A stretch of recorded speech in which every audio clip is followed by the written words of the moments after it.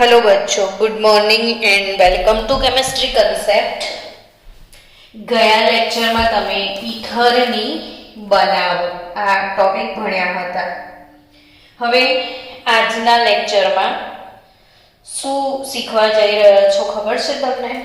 તો કે એ જે ઈથર તમે બનાવ્યો ને એ ઈથરના ભૌતિક ગુણધર્મો કેવા છે અને એ ઈથર જે છે એના રાસાયણિક ગુણધર્મો કેવા છે એ શીખવાનું છે।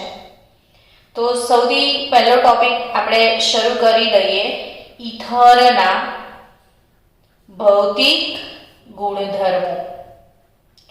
તમને મનમાં પ્રશ્ન થાય મેડમ આટલું છોડી દઈએ તો ના ચાલે પરીક્ષામાં? નાના નાના ટોપિક એમાંથી કોઈ થોડી 2 માર્કનો પ્રશ્ન પૂછાશે।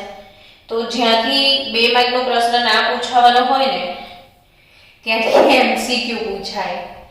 એટલે જે બાળકો નીટ વાળા લોકો છે એ પ્લીઝ મને મળવા આવો ઘરે એક 2 વખત, કંઈક ને કંઈક હું તમને થોડું એક્સપ્લેનેશન આપી દઉં અને આ જે ટોપિક છે એને કેવી રીતે વાંચવા, તો એને એક લાઈન વાંચવાની, પછી જેમ જેમ તમે એક લાઈન વાંચતા જાઓ ને એમ મુદ્દા બનાવતા જવાના અને એ મુદ્દા નોટમાં પહેલા મનમાં તૈયાર કરવાનો, યાદ રાખવાનો અને પછી નોટમાં લખવાનો અને ત્યારબાદ શું એક્ઝામ વખતે એને સતત રિવાઇઝ કરવાનો, એટલે એમસીક્યુ તમારે 100% કવર થઈ જાય। હવે જો હું તમને શીખવાડું કે ટેક્સ્ટબુકથી કેવી રીતે તમે તૈયાર કરશો, જેમ કે અત્યારે મારા પાસે ટેક્સ્ટબુક છે, મારે અત્યારે તૈયાર કરવું છે ઈથરના ભૌતિક ગુણધર્મો, તો હું શું કરું? તો પહેલી લાઈન વાંચું, તો પહેલી લાઈનને પોઈન્ટ બનાવી દો, પહેલા વાંચી લઈએ કે ભાઈ સમાન આણ્વીય દળ ધરાવતા આલ્કોહોલ અને ઈથર, સમાન આણ્વીય દળ ધરાવતા આલ્કોહોલ અને ઈથર લઈએ તો આલ્કોહોલ અને ઈથર, આલ્કોહોલ અને ઈથર, તો આ બંનેની અંદર ઉત્કલન બિંદુની વાત કરીએ તો કોના ઊંચા હશે? તો આલ્કોહોલ એટલે બાળકો ROH અને ઈથર એટલે ROR। બહુ જ ધ્યાનથી જોઈએ ને તો આમાં OH ધ્રુવીય છે, જ્યારે આમાં H ને ન બદલે H નું વિસ્થાપન થયેલું છે આલ્કાઇલ સમૂહ વડે। ટૂંકમાં એવું કહી શકાય ને હાઇડ્રોજન નથી। હવે જો હાઇડ્રોજન નથી તો હાઇડ્રોજન બંધ પણ નથી, ઓબ્વિયસલી કે હાઇડ્રોજન જ નથી તો હાઇડ્રોજનનો બંધ ક્યાંથી હશે? તો આલ્કોહોલમાં આપણે હાઇડ્રોજન બંધ દોર્યો તો રિવિઝન આપી દઉં, OH ડટ ડટ ડટ OH ડટ ડટ ડટ OH ડટ ડટ ડટ OH ડટ ડટ ડટ OH। આ કેવું ફની લાગે છે ને મજા બી આવે। તો OH ડટ ડટ ડટ OH ડટ ડટ ડટ OH ડટ ડટ ડટ। હવે જે O છે ને અહીંયા R લગાવી દો, ROH ROH ROH। તો તમે શું સમજ્યા કે આલ્કોહોલ, બીજો આલ્કોહોલ, ત્રીજો આલ્કોહોલ, ચોથો આલ્કોહોલ, તો આલ્કોહોલના 2 અણુઓ વચ્ચે હાઇડ્રોજન બંધ હોય ને હાઇડ્રોજન બંધ હોવાના કારણે આ એક અણુ બીજા અણુની નજીક આવ્યો એટલે આંતર આણ્વીય આકર્ષણ બળ। પછી મનમાં વિચારવાનું કે આ શબ્દનો શું થાય? તો કે આંતર આણ્વીય એટલે અણુ અણુ વચ્ચે, આ એક અણુ આ બીજો અણુ અણુ વચ્ચે આકર્ષણ બળ વધારે હોય તો શું ફાયદો થાય? તો કે અણુઓ એકબીજાને એકદમ નજીક આવી જાય ને જ્યારે નજીક હોય ને ત્યારે એમને છૂટા પાડવા હારું કે તોડવા માટે બહુ બધી વાર ઉર્જા આપવી પડે, એટલે વધારે ગરમ કરવું પડે કે નહીં? સમજ્યા? તો જેનામાં આવા બધા બંધ હોય, આંતરાણ્વીય આકર્ષણ બળ ઊંચા હોય, એમના ઉત્કલન બિંદુ ઊંચા જ હોય। એટલે તમારે અહીંયા એક મુદ્દો ચાવીને તમે સમજ્યા, થોડોક એને સમય આપો, દરેક વસ્તુને ચાવો તો બહુ જ સરસ રીતે બધી વસ્તુ આવડી જશે. હવે તમે એટલું સમજી ગયા કે આલ્કોહોલ અને ઇથરની જો કમ્પેરિઝન કરીએ ને તો એમાં આલ્કોહોલ ના ઉત્કલન બિંદુ ઈથર કરતા ઊંચા છે. બરાબર, ઈથર કરતા કેવા છે? ઊંચા છે. કેમ કે આલ્કોહોલમાં હાઇડ્રોજન બંધ હોય ને ઈથરમાં હાઇડ્રોજન બંધ હોતા નથી. પછી એક ઉદાહરણ લઈએ કે સમાન આણ્વીય દળ ધરાવતો કોઈ આલ્કોહોલ કમ્પેરિઝન કરી લો. ઇથેનોલ જેનો આણ્વીય દળ 46 ગ્રામ પર મોલ છે ને ઇથેનોલ એટલે 2 કાર્બન વાળો કે એવો એના બરાબર આણ્વીય દળ વાળો ઈથર. ઇથેનોલનો સમઘટક શું હોય? CH3OCH3 મિથોક્સીમિથેન.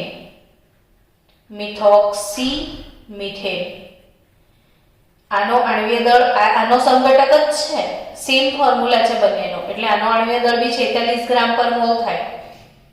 હવે બેમાં ઉત્કલન બિંદુ કોના ઊંચા? તો કે આમાં હાઇડ્રોજન બંધ બનશે ને આમાં નહીં બને. તો કેટલો બધો ફરક પડે છે એ જોઈએ. ચલો હાઇડ્રોજન બંધની કમાલ જુઓ. તો મિથોક્સીમિથનનું ઉત્કલન બિંદુ છે ને 248 કેલ્વિન છે, એટલે કે 248 કેલ્વિને ઉકળે. જ્યારે ઇથેનોલ 351 કેલ્વિન છે. હવે થોડોક સમય આપો કે 248 કરતા 351 કેટલું બધું વધારે છે. આ 248 ઉકળી જાય, આ 351 ઉકળે, મતલબ કે આના કરતા આનું ઉત્કલન બિંદુ બહુ ઓછું છે. તો શું કારણ હશે? તો કે હાઇડ્રોજન બંધ છે. અને આટલો સમય જો તમે એક લાઈનને આપો છો ને તો હું નહીં માનતી કે તમને સમજણ ના પડે ને ના આવડે. તો પ્લીઝ દરેક ટોપિકને ચાવીને ભણો. કેટલું મોડે કરી નાખ્યું એ મહત્વનું નથી, તમે કેવું મોડે કર્યું છે ને એ મહત્વનું છે. એટલે ઘણા બાળકો બહુ જ વાંચે, રાત દિવસ મહેનત કરે તો પણ એમના માર્ક્સ ના આવે, કારણ કે એ પ્રોપર નથી વાંચતા. તો પ્રોપર થોડું વાંચો પણ સરસ વાંચો, ક્વોલિટી વાંચો. ચલો આગળ વધીએ. હવે બીજો ગુણધર્મ તો કે ભૌતિક ગુણધર્મોમાં શું આવે ખબર છે? ગભી ઊભી ઘનતા ને દ્રાવ્યતા. તો હવે આના ઉત્કલન બિંદુ ઊંચા છે, આમાં હાઇડ્રોજન બંધ છે, આમાં નથી. હવે પાણીમાં દ્રાવ્યતા વિશે શું વાત કરી શકાય? તો કે ઈથર પાણી સાથે જો હાઇડ્રોજન બંધ બનાવે તો 100% પાણીમાં ઓગળી જશે. તો ઈથરનો પાણી સાથે હાઇડ્રોજન બંધ બને છે ROR, ઈથર થયો. તો ... HOH, ઓબ્વિયસલી બચાવો, આ પાણી થયું, આ ઈથર થયો. ઈથરને પાણી વચ્ચે શું થયું? તો કે હાઇડ્રોજન બંધ બની ગયો. ને જો હાઇડ્રોજન બંધ બને એનો અર્થ એવો થાય બાળકો કે બંને વચ્ચે કંઈ ને કંઈ આકર્ષક આંતરક્રિયા શક્ય બની. ને જ્યારે આકર્ષક આંતરક્રિયા શક્ય બને તો ઓબ્વિયસલી ઈથર પાણીમાં દ્રાવ્ય હશે જ. તો અહીંયા એક અગત્યની વાત યાદ રાખજો કે ઈથરની પાણી સાથે દ્રાવ્યતા, ઈથર અને સમાન આણ્વીય દળ ધરાવતો આલ્કોહોલ, જેમ કે આ ઇથેનોલ છે અને આ મિથોક્સીમિથેન છે, તો બંનેનું આણ્વીય દળ સમાન છે. તો આ પણ પાણી સાથે હાઇડ્રોજન બંધ બનાવે છે ને એમ આ પણ પાણી સાથે હાઇડ્રોજન બંધ બનાવે. તો ઈથર અને આલ્કોહોલ બંનેની પાણીમાં દ્રાવ્યતા સમાન છે. બંનેની પાણીમાં દ્રાવ્યતા કેવી છે? સમાન. અને યાદ રાખજો કે 100 ગ્રામ પાણી હોય. આ પ્રશ્ન એટલે કહું છું ને કે બોર્ડમાં MCQમાં પૂછાયેલો પ્રશ્ન છે, બોર્ડમાં પૂછાયો તો. જ્યારે હું એમ કહું કે બોર્ડમાં પૂછાયેલો તો તરત તમારે એલર્ટ થઈ જવાનું, નોટમાં લખી લેવાનું ઇમ્પોર્ટન્ટ પ્રશ્નો. તો ઈથર સમાન આણ્વીય દળ ધરાવતા ઇથર અને આલ્કોહોલ એમાં 100 ગ્રામ પાણીમાં બ્યુટેન 1 ઓલ અને બ્યુટેન 1 ઓલનો બીજો સમઘટક છે ઇથોક્સી ઇથેન. બ્યુટેન 1 ઓલનો બીજો સમઘટક કોણ છે? Ethoxy ethane. ને આ બંનેની 100 ગ્રામ પાણીમાં દ્રાવ્યતા 8 ગ્રામ છે. એટલે 100 ગ્રામ પાણી લો ને તમે તો બ્યુટેન 1 ઓલને ઓગાળો તો 100 ગ્રામ પાણીમાં 8 ગ્રામ ઓગળે. એ જ સમયે ઇથોક્સી ઇથેન કે જેનો સમઘટક છે ઇથર વાળો એની પણ પાણીમાં દ્રાવ્યતા કેટલી છે? 8 ગ્રામ છે. તો ભૌતિક ગુણધર્મો આઈ થિંક કન્સેપ્ટ ક્લિયર થઈ ગયો તમને. તમારી ટેક્સ્ટબુક પ્રમાણે જે ઇથરના ભૌતિક ગુણધર્મો તમને આપ્યા છે એમાં તમારી ટેક્સ્ટબુકમાં તમને નોર્મલ પેન્ટેનનો સમઘટક કોણ આપ્યો છે? નોર્મલ પેન્ટેનનો સમઘટક આપ્યો છે ઇથોક્સી ઇથેન.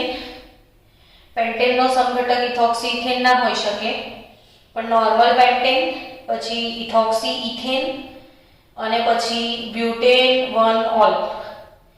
તો નોર્મલ પેન્ટેન પછી ઇથોક્સી ઇથેન ને બ્યુટેન 1 ઓલ ત્રણેયના ઉત્કલન બિંદુ આપ્યા છે. શું સમજાવવા માંગે છે એ તમને કહી દઉં. તો કે નોર્મલ પેન્ટેન જે છે એટલે આલ્કેન થયો. તો આલ્કેન કરતા ઇથરના ઉત્કલન બિંદુ ઊંચા હોય. સમાન આણ્વીય દળ ધરાવતા આલ્કેન કરતા ઇથરના ઊંચા હોય અને ઇથર કરતા આલ્કોહોલના ઊંચા હોય. પછી એટલે જ આલ્કેનમાં ઉદાહરણ લીધું છે એ લોકોએ નોર્મલ પેન્ટેન.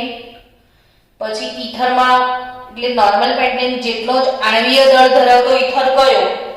તો કે ઇથોક્સી ઇથેન. અને ઇથોક્સી ઇથેન જેટલો આણ્વીય દળ ધરાવતો એનો સમઘટક આલ્કોહોલમાં કયો? તો બ્યુટેન 1 ઓલ. હવે જાતે લોજિકલી સમજો કે આમાં OH ધ્રુવીય બંધ હશે અને બીજું આમાં હાઇડ્રોજન બંધ હશે. આમાં CO બંધ ધ્રુવીય થાય. ધ્રુવીય બંધ એટલે શું? એ મનમાં વિચાર આવે તો સમજી લેવાનું કે કાર્બન ને ઓક્સિજન વચ્ચે ઇલેક્ટ્રોનની ભાગીદારી થાય. પણ ઓક્સિજનની ઇલેક્ટ્રોનને લૂંટવાની તાકાત સારી છે. એટલે આ ઇલેક્ટ્રોનને કોણ લૂંટી જાય? ઓક્સિજન. એટલે ઓક્સિજન થોડું ઋણ થઈ જાય ને હાઇડ્રોજન ધન થઈ જાય. જેનામાં ઋણ ધ્રુવ પણ હોય ને ધન ધ્રુવ પણ હોય એને ધ્રુવીય કહેવાય. હવે કાર્બન હાઇડ્રોજન બંધનું વિચારો તો કાર્બન ને હાઇડ્રોજન બંનેની વિદ્યુત ઋણતા સમાન છે એટલે કોઈ કોઈને લૂંટે જ ના. એટલે આ બંધ અધ્રુવીય કહેવાય. એટલે આ સંયોજનો જે છે ને આલ્કેન સંયોજનો અધ્રુવીય છે જ્યારે આમાં CO ધ્રુવીય છે, આમાં OH બંધ ધ્રુવીય છે, સાથે સાથે હાઇડ્રોજન બંધ છે. એટલે કેટલી બધું ફરક પડી ગયો છે ઉત્કલન બિંદુમાં એ જોવાનું છે. પણ તમારી બુક પ્રમાણે ઉત્કલન બિંદુ થોડા રોંગ આપ્યા છે. અહીંયા જે નોર્મલ પેન્ટેન છે ને એના બદલે કમ્પેરિઝન એની બ્યુટેન સાથે કરવાની હોય છે. એટલે આલ્કેન કરતા ઇથરના ઊંચા જ હોય ને ઇથર કરતા કોના ઊંચા હશે? આલ્કોહોલના. પણ અહીં જે બોઇલિંગ પોઈન્ટનો કેલ્વિન ક્રમ છે એ થોડો ટેક્સ્ટબુક પ્રમાણે ખોટો છે. હવે આપણે આગળ વધીએ. હાઇડ્રોજન બંધ એ પણ જોઈ લીધું કે ઇથર પાણી સાથે હાઇડ્રોજન બંધ બનાવે છે અને ઇથર પાણી સાથે ROR અને એની જોડે બે ચોટલી છે તો HOH સાથે હાઇડ્રોજન બને. અહીંયા ફરીથી HO બે પાણીના અણુ સાથે જોડાઈ શકે છે, હાઇડ્રોજન બંધ બનાવી શકે છે. એટલે ઇથરની પાણીમાં દ્રાવ્યતા બહુ સારી છે. હવે આપણે એમાં બહુ સમય બગાડવાની જરૂર નથી. આગળ વધીએ એની રાસાયણિક પ્રક્રિયાઓ તરફ. કઈ પ્રક્રિયાઓ તરફ આગળ વધવાનું છે? ઇથરની રાસાયણિક પ્રક્રિયાઓ. તો ઇથરની રાસાયણિક પ્રક્રિયાઓમાં સૌથી પહેલી વાત કરીએ. આ ભૌતિક ગુણધર્મો પૂરા થયા. નેક્સ્ટ ટોપિક છે ઇથરના રાસાયણિક ગુણધર્મો. હવે જીવા રાસાયણિક ગુણધર્મોની વાત આવે એટલે તરત મનમાં ઇમોશન આવે, કઈથી શું તોડવાનું છે કહી દો ચલો. તો ચલો આપણે પહેલા ઈથર બનાવીએ કે આ એરોમેટિક રિંગ વાળો છે ધારો કે, પછી એના પર O ને પછી CH3. એટલે કદાચ એવું બને કે અહીંથી તૂટે, આ બનતો તૂટે ને એવું આપણે વર્ષોથી ભણીએ છીએ કે અહીંયા દાન થાય ને, ઓક્સિજનના ઇલેક્ટ્રોન યુગ્મનું દાન થઈને ડબલ બોન્ડ બની જાય, એટલે આ જલ્દી તૂટે ના તો અહીંથી તૂટે, એટલે CO બંધ તૂટવાની પ્રક્રિયા ઈથરમાં આવે. કયો બંધ તૂટે? CO બંધ. અને બીજી શક્યતા શું છે કે આ જે રિંગ છે એને એરોમેટિક રિંગ કહેવાય. તો એ એરોમેટિક રિંગ જે છે એ રિંગમાં विस्थापन प्रक्रिया થાય. विस्थापन એટલે जब कोई आता है तब कोई जाता है. તો આ બે પ્રકારની પ્રક્રિયાઓ શક્ય છે. તો આપણે આજે કયો ટોપિક ભણીશું? CO બંધ તોડીશું કે વિસ્થાપન કરીશું? તો આજે આપણે વિસ્થાપન કરી લઈએ અને કાલે CO બંધ તોડી નાખીશું એટલે ઈથર ચેપ્ટર પૂરું. ના, કાલે નહીં, આજે સાંજના લેક્ચરમાં આપણે ઈથરના રાસાયણિક ગુણધર્મો પતી જશે, એટલે આજે ઈથર ફાઇનલી પતી જશે. તો ચેપ્ટર ઓવર. આવતીકાલે સવારથી આલ્ડિહાઇડ કીટોન ને કાર્બોક્સિલિક એસિડ ચાલુ કરીશું. હવે આપણે શું શીખવા જઈ રહ્યા છીએ? તો એરોમેટિક વલયમાં થતી ઇલેક્ટ્રોન અનુરાગી વિસ્થાપન પ્રક્રિયાઓ, અને એરોમેટિક વલય કહેવાય ને એરોમેટિક વલયમાં થતી કઈ પ્રક્રિયાઓ? તો ઇલેક્ટ્રોન અનુરાગી વિસ્થાપન પ્રક્રિયા. હવે કોઈ એમ કે ઇલેક્ટ્રોન અનુરાગી વિસ્થાપન એટલે મનમાં હવે બહુ ઇમોશન જાય કે 11મા ધોરણમાં યાદ આવે છે કે સ્કૂલ પર તમને લડીને બધા છોકરાઓને 5-5 વખત લખાવડાયું હતું આકાશ સરે. મેં ભણાયો તો ટોપિકને આકાશ સરે લખીને મોડે કરાયો હતો. કોઈ એમ કે ઇલેક્ટ્રોન અનુરાગી વિસ્થાપન તો તરત 5-7 વિચારો મનમાં આવે. Nitration, chlorination, bromination, sulphonation, Friedel Crafts alkylation અને ફ્રીડલ ક્રાફ્ટ એસાઇલેશન. હવે આનું આપણે કરીએ. તો આ જે બેન્ઝીનનું રિંગ છે અને એના પર OCH3 એટલે મિથોક્સી બેન્ઝીન કહેવાય. શું કહેવાય આને? Methoxy benzene. અથવા બાળકો આને એનિસોલ. શું કહીશું આપણે આને? એનિસોલ. એટલે આ છે એનિસોલ. હવે એનિસોલમાં આ જે એરોમેટિક ભાગ છે એ એરાઇલ કહેવાય ને મિથાઇલ શું કહેવાય? તો કે આલ્કાઇલ. આ એરાઇલ કહેવાય, આ આલ્કાઇલ કહેવાય. એટલે બચ્ચાઓ ઓવરઓલ આને એરાઇલ આલ્કાઇલ ઈથર કહેવાય. શું કહેવાય? Aryl alkyl ether. શું કહેવાય એને? Aryl alkyl ether. ચલો હવે એરાઇલ આલ્કાઇલ ઈથર જે પણ છે એની ઇલેક્ટ્રોન અનુરાગી વિસ્થાપન પ્રક્રિયામાં સૌથી પહેલું આજે આપણે શીખવાના છીએ નાઇટ્રેશન. હવે મનમાં ઇમોશન જગાવો ચલો કે નાઇટ્રેશન. યસ, તો શું ઉમેરીશું? તો કે NO2+ ઉમેરવાની પ્રક્રિયાને શું કહેવાય? નાઇટ્રેશન. ગોખશો નહીં, સમજો, રટના મના હે. મનમાં ઇમોશન જાગે એ વાત યાદ રાખવાની કે નાઇટ્રેશન તો શું ઉમેરવાની પ્રક્રિયા? NO2+. હવે એમ વિચારવાનું કે NO2 ઉમેરવાનો છે તો NO2 જેનામાં હોય એવું શું હોય? તો કે HNO3. અને એની જોડે ઉદ્દીપક તરીકે શું લેવાનો?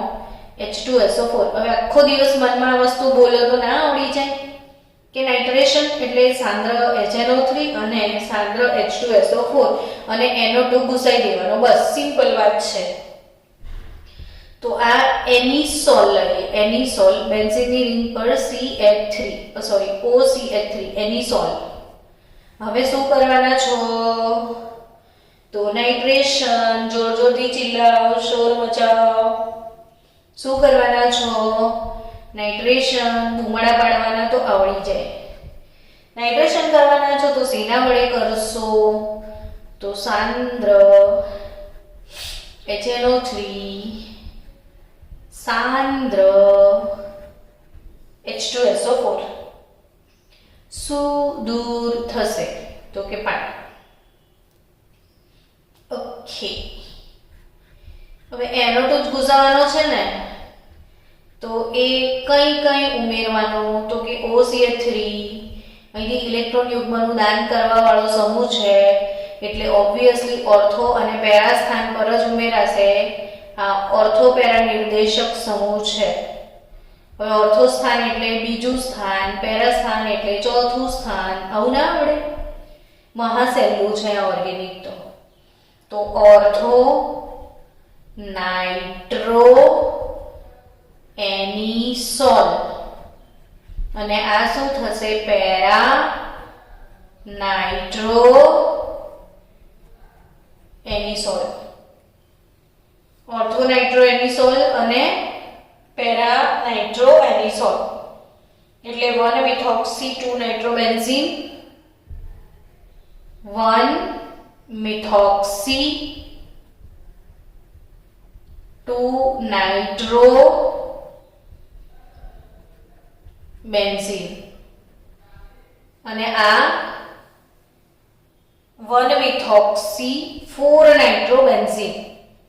તો નાઇટ્રેશન લખો ચલો ફાસ્ટ નોટબુકમાં તો યાદ રહી જાય, આવડી જાય. નાઇટ્રેશન એટલે શું? ઉમેરવાની પ્રક્રિયા. NO2 ઉમેરવાની પ્રક્રિયાને શું કહીશું આપણે? નાઇટ્રેશન.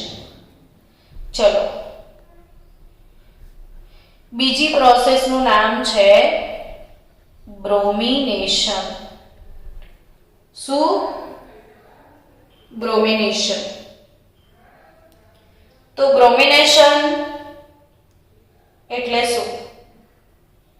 તો કે બ્રોમિન ઉમેરવાની ઘટનાને શું કહીશું? બ્રોમિનેશન. શું ઉમેરવાની ઘટનાને? બ્રોમિન ઉમેરવાની ઘટનાને બ્રોમિનેશન કહેવાય. હવે એક વખત મનમાં સિમ્પલી આમ વિચારો કે બ્રોમિનેશન થાય કેવી રીતે? તો આ મેં એનિસોલ લીધો. એનિસોલ લીધા પછી મારે શું કરવાનું છે? તો કે એનિસોલ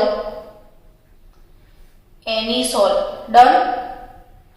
હવે એનિસોલ થઈ ગયો તો ઓર્થો પર બ્રોમિન ને પેરા પર બ્રોમિન, બસ આટલું જ તો કરવાનું છે. હવે એનું નામ લખવાનું કામ કેટલું ઈઝી છે. આ 1 અને આ 2 બ્રોમો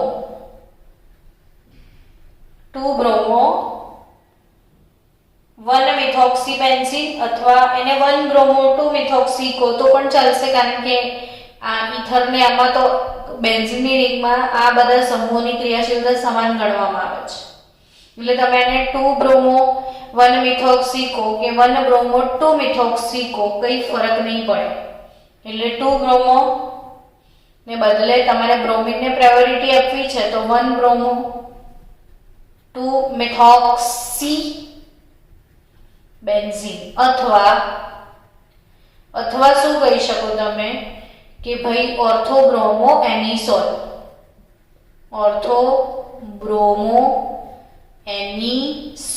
અને એવી જ રીતે આને શું કહેશો? Para bromo anisole. હવે પ્રશ્ન એમ થાય કે મેડમ બ્રોમિનેશન શેના વડે કરીશું એ કહી દો ને ખાલી. તો બ્રોમિનેશન બ્રોમિન જળ વડે થાય ને, ક્લોરીન જળ વડે તો બ્રોમિનેશન શક્ય જ નથી. ટેસ્ટની એક્ઝામ હોય ને આ બધા પ્રશ્નો પૂછાય ને અમે પછી પેપર તપાસવા બેસીએ ને તો છોકરાઓએ અહીંયા ક્લોરીન નાખ્યો હોય ને અહીંયા બ્રોમિન ઉમેર્યો હોય. અહીંયા કોઈ બી પ્રક્રિયા જે યાદ આવે લખી દે. અહીંયા શું આવે યાદ નહીં આવતું. તો KMnO4 જે યાદ આવે લખે, પણ કોમન લોજિક તો વાપરો કે તમારે બ્રોમિન ઉમેરવાનો હોય તો બ્રોમિન જ આવે ને, બીજું કંઈ થોડી આવે. એટલું બધું હસવું આવે એ વખતે કે કેવું મગજ હશે એનું. એમ સિમ્પલી ફંડા કે બ્રોમિન ઉમેરો છો તો બ્રોમિન, ખાલી એનો ઉદ્દીપક ચેન્જ થાય. તો અહીંયા ઉદ્દીપક તરીકે યાદ રાખજો એસિટિક એસિડ વપરાય છે CH3COOH. જનરલી તમે બ્રોમિનેશન બીજા બધાનું કરો ને તો બ્રોમિન જોડે Br2/FeBr3 નો જ કોમ્બિનેશન હોય, ફેરિક બ્રોમાઇડનો. પણ આ એનિસોલમાં બ્રોમિન જોડે એસિટિક એસિડ ઉમેરાય છે ને એસિટિક એસિડ ઉમેરાઈને આ નિપજ આવે. હવે ત્રીજું એનું ઇલેક્ટ્રોન અનુરાગી વિસ્થાપન બ્રોમિનેશન. પછી લઈએ ફ્રીડલ ક્રાફ્ટ આલ્કાઇલેશન અને ફ્રીડલ ક્રાફ્ટ એસાઇલેશન. ફ્રીડલ ક્રાફ્ટ, કોઈ બોલે ને કે ફ્રીડલ ક્રાફ્ટ એટલે એફસી પ્રક્રિયા, અને એફસી પ્રક્રિયાનો ઉદ્દીપક ફિક્સ જ હોય, નિર્જળ AlCl3. તૈયારી આવી કરો. ફ્રીડલ ક્રાફ્ટ ઉદ્દીપક તરીકે કોણ ફેમસ છે? તો નિર્જળ AlCl3. અચ્છા, ફ્રીડલ ક્રાફ્ટ પ્રક્રિયાઓમાં શું આવે? તો કે બે પ્રક્રિયા આવે, એક આલ્કાઇલેશન અને બીજું શું આવશે? એસાઇલેશન. ફ્રીડલ ક્રાફ્ટમાં શું આવે? આલ્કાઇલેશન અને બીજું શું આવશે? એસાઇલેશન આવશે. તો ફ્રીડલ ક્રાફ્ટ એસાઇલેશન ને ફ્રીડલ ક્રાફ્ટ આલ્કાઇલેશન. હવે એ સમજો, આલ્કાઇલેશન એટલે શું ઉમેરવાનું? તો કે મિથાઇલ, ઇથાઇલ, આવું બધું ઉમેરવાની ઘટનાને, આલ્કાઇલ સમૂહ ઉમેરવાની ઘટનાને આલ્કાઇલેશન કહેવાય. તો એસાઇલેશન શું હોય? તો એસાઇલ સમૂહ એટલે RCO, એને એસાઇલ સમૂહ કહેવાય, એ ઉમેરવાનો. હવે RCO માં R ને બદલે મિથાઇલ મૂકી દો તો CH3CO+ ઉમેરાય. તો CH3CO+ ને શું કહેવાય? તો એસિટાઇલ. બે ત્રણ વાર વિડિયો જોવો તો ના આવડી જાય, ઈઝી ગોઈંગ હોય. તો આ RCO ઉમેરવાનો એટલે CH3CO+ ઉમેરવાનો, એસિટાઇલ ઉમેરવાનો. તો બેન્ઝીન નું રિંગ લઈ લો. અરે બેન્ઝીન નું રિંગ કઈ, આપણે એનિસોલ લેવાનું છે. એનિસોલ નું ફ્રીડલ ક્રાફ્ટ એસાઇલેશન કરીએ તો એસાઇલેશન કોના વડે થાય? તો RCOCl. તો RCOCl એટલે CH3COCl. CH3COCl એસિટાઇલ ક્લોરાઇડ વાપરો તો રિંગ પ્લસ OCH3 તો હતો જ. કેટલું કોમન લોજિક છે ને, કઈ પણ નિપજ છોકરાઓ કઈ બી લગાડે બેન્ઝીનને પરીક્ષામાં. તો અહીંથી એક થોડુંક બ્રેન ચાલે કે આ મિથોક એનિસોલ છે તો એનિસોલ તો રહેશે જ ને. પછી ઓર્થો સ્થાન પર COCH3 ને પેરા સ્થાન પર COCH3, કારણ કે એસાઇલેશન એટલે શું? તો એસાઇલ સમૂહ COCH3 ઉમેરવાની ઘટનાને એસાઇલ કહીએ છીએ આપણે. તો નામ શું બનાવીશું? તો 1 લોકેશન પર 2-મિથોક્સીફિનાઇલ. આ જે છે 1 નંબરના લોકેશન પર શું છે? 2-મિથોક્સીફિનાઇલ નું રિંગ. તો 1,2-મિથોક્સીફિનાઇલ.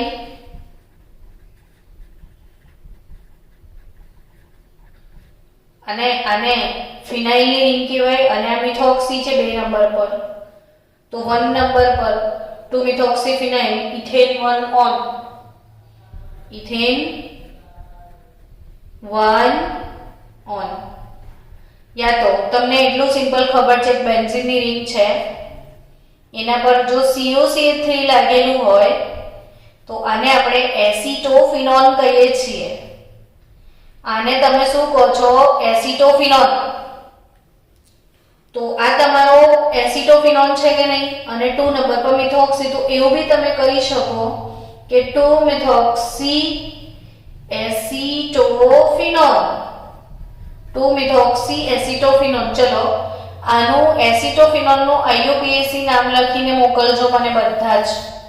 એસિટોફિનોલનું IUPAC નામ શું થાય એ મને લખીને મોકલજો. જેનો પહેલો આન્સર આવી જશે ને આપણે 1 કપ આઈસ્ક્રીમ ખવડાવવાનો ઘરે બોલાવીને. જે સ્ટુડન્ટ મને આજે સૌથી પહેલા એનું IUPAC નામ આપે એના માટે 1 કપ આઈસ્ક્રીમ ફ્રી, જે ભાવતો હોય તે.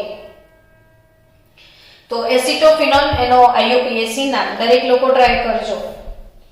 ને આ એસિટો રિંગ પ્લસ COCH3 એસિટોફિનોન, પણ 4 નંબર પર મિથોક્સી, તો 4-મિથોક્સી એસિટોફિનોન એનું IUPAC નામ મને કહેશો તમે, રાઈટ? તો આ બંનેના આનું પહેલાં મોકલજો ને પછી આ બંનેના યુપીએસસી નામ લખીને મોકલજો. ને આ દરેક બાળક જે લોકો મને રેગ્યુલરલી હોમવર્ક મોકલે છે, આમાંથી ઘણા બધા બાળકો મને રેગ્યુલર જે ભણાવ્યું હોય ને હોમવર્ક મોકલે છે. ભગવાન એમને 100 માર્ક્સ આપે બોર્ડમાં, એવા આશીર્વાદ. અને સાચે હું તમારું હોમવર્ક જ્યારે જોઉં ને ખોલીને, ત્યારે એમ દિલમાંથી છે ને ઓટોમેટિકલી એક બહુ જ સારી ફિલિંગ નીકળે છે કે હાશ, તારે બહુ જ સરસ માર્ક્સ આવશે. કુદરતી રીતે આવી ફિલિંગ નીકળે છે. એટલે સ્ટુડન્ટ્સ આ જે કુદરતી ફિલિંગ છે ને એ ભગવાનના આશીર્વાદ સમજવાના તમારે. અને જેવું હોમવર્ક ખોલું ને, મેડમ મારું હોમવર્ક એટલું મને સારું ફીલ આવે, ત્યારે પાછું 2 મિનિટ મને વિચાર મોડે બી થઈ જ ગયું હશે ને, તો એવી રીતે મોડે કરીને લખજો. અને જે આવું સારું કામ કરે છે ને એને ભગવાન હંમેશા સારું પરિણામ આપે જ છે. કદી એના સાથે ભગવાન ચીટિંગ નથી કરતો. ચીટિંગ ભગવાન એના સાથે કરે છે જે ભગવાન સાથે ચીટિંગ કરે છે. તો ભગવાન, શિક્ષક, માતા પિતા, એને આપણા સંસ્કૃતિમાં દેવ માનવામાં આવ્યા છે. અને તમે ત્યાં ચીટિંગ કરશો ને તો તમને આખી લાઈફ ચીટિંગમાં જ જશે. સો બાળકો, ડોન્ટ ચીટ, સમજો, હોમવર્ક કરજો. ફ્રીડમ ક્રાફ્ટ એસાઇલેશન તમે લખ્યું, ભણ્યા, તો તમારી ટેક્સ્ટ બુકમાં ઇલેક્ટ્રોફિલિક સબસ્ટિટ્યુશનમાં બ્રોમિન, એનું આલ્કાઇલેશન, બ્રોમિનનું એસાઇલેશન છે, એનિસોલનું એસાઇલેશન, એનિસોલનું આલ્કાઇલેશન, એનિસોલનું નાઇટ્રેશન. ચલો આપણે આલ્કાઇલેશન કરીએ. બેન્ઝીનની રિંગ,